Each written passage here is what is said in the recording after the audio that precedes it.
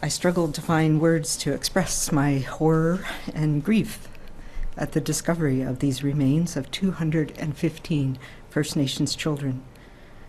I realize it's because there are no words that can do justice to those children and the countless others who died alone and scared, far from home, far from the families who loved them. There are no words that can make right a deliberate and intentional system that was designed to assimilate and extinguish Indigenous peoples. So today I don't offer words, but rather my renewed commitment to actions that arrest and disrupt our deeply rooted ideologies of settler supremacy. We must make no mistake that while these deaths happened in the past, our systems and laws continue to perpetuate racism and discrimination that hurts Indigenous peoples in countless ways. I've stood at this podium many times as an expert in public health, and today I'm here again as a humble learner in reconciliation and decolonization. I am so grateful to the First Nations and Métis leaders who continue to share their wisdom with me as I personally work to deepen my understanding of reconciliation and the ways in which I can work to advance it.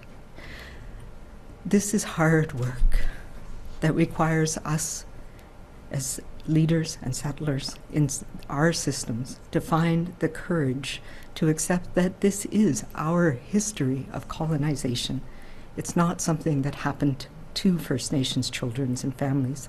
This is something we did to First Nations children and families. We are all implicated in this tragedy. In order to honor the strength and resilience of survivors and descendants of Indian residential schools and the memories of all those who never returned home, each and every one of us needs to ask ourselves, what meaningful actions can we take to uphold the rights of Indigenous peoples?